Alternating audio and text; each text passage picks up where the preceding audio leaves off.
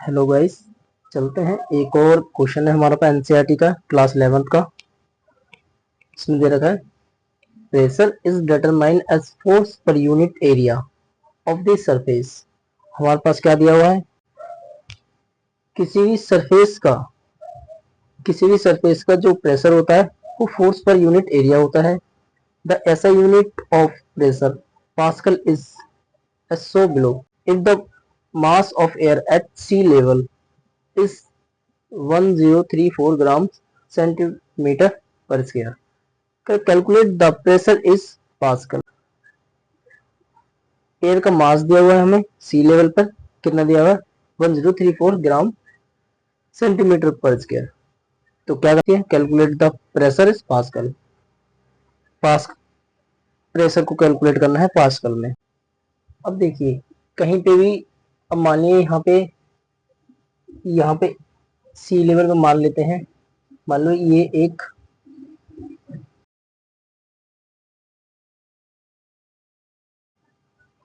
यहाँ पर कोई प्रेशर अप्लाई हो रहा है, कोई एयर की वजह से या लिक्विड या किसी की वजह से। तो यहाँ पे जो प्रेशर लग रहा है, यहाँ पे जो प्रेशर लग रहा है वो क्या लग रहा है, यहाँ बोल रहा है कि फोर्स पर एरिया जो फोर्स जो फोर्स एक्सिस्ट हो रहा है किसी वजह से हो रहा है, एयर की वजह से हो रहा है, मान लीजिए किसी वजह से एयर की वजह से हो रहा है, फोर्स जो है एयर की वजह से लग रहा है, ठीक है। और एरिया क्या है इसका, एरिया मान लीजिए 1 सेंटीमीटर स्क्वायर। तो ये क्या हो जाएगा, P equal to F upon में ए, या ये भी कह सकते हैं P इक्वल टू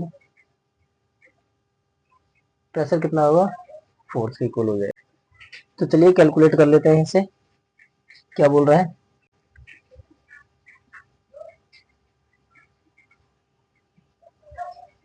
एरिया हमें क्या दे रखा है, हमें दे रखा है एफ को क्या लिख सकते हैं, हम एफ को लिख सकते हैं equal to M G upon A, ठीक है, ये लिख सकते हैं एम इंटू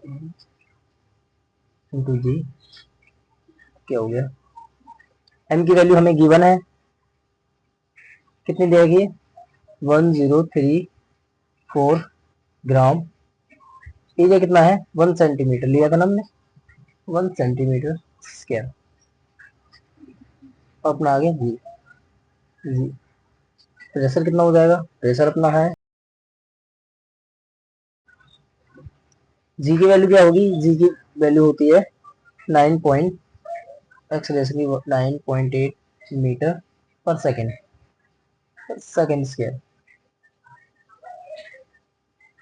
पास्कल में, ठीक है। ये क्या होगी, पास्कल में यूनिट आ जाएगी इसकी। तो हमें क्या करना है, इसकी यूनिट चेंज करनी पड़ेगी।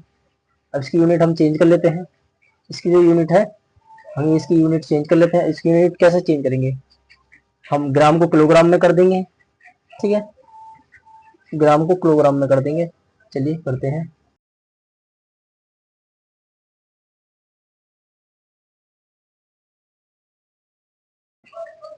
एम जी की वैल्यू हमें लगा दी है 9.8 अपॉन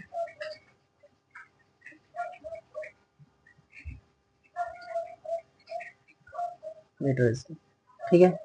इसको कैलकुलेट कर लेते हैं जल्दी।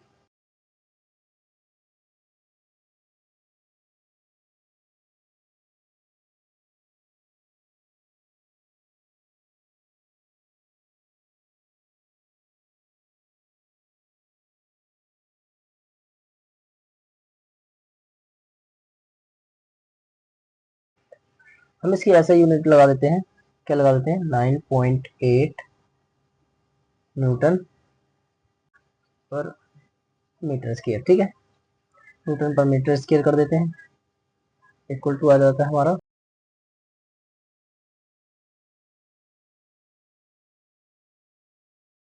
पास्कल में, ठीक है। ये पास्कल में भी लिख सकते हैं हम इसे, तो ये 10 आएगा ना, हाँ ठीक है।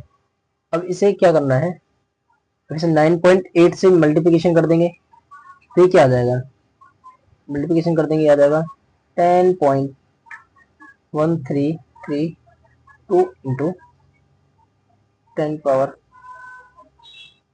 4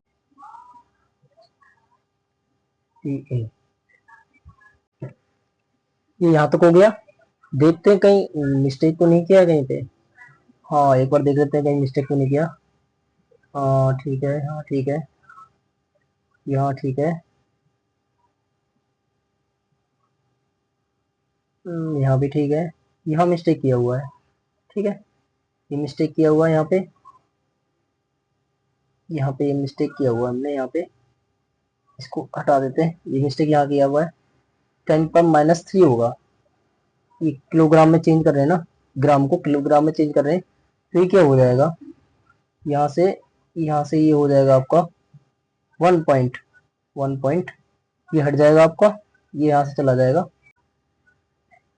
1.034 इंटू 9.8 न्यूटन पर मीटर स्क्वायर। ठीक है, यहाँ तक ठीक है। यहाँ आ जाएगा, ये हट जाएगा। ये यहाँ हमारा है, माइनस में आ रहा है, एक माइनस में था ना, ये यहाँ था 10 पावर -4। ठीक है, इसके नीचे था एक 10 पावर -4, 10 पावर -4। ये ऊपर जाके प्लस में हो जाएगा। ठीक है, ये प्लस में हो जाएगा। ये ठीक है, यहाँ तक आ गया, ये ठीक है, यहाँ तक आ गया 1 पॉइंट। ठीक है, 10 पर 4 1.01324। ठीक है, अब नेक्स्ट चलते हैं। अब हमें क्या करना है, हमें इसको हमें इसे अभी चेंज में करना है। क्यों, हमें पास्कल में लाने के लिए हमें इसको चेंज में करना है।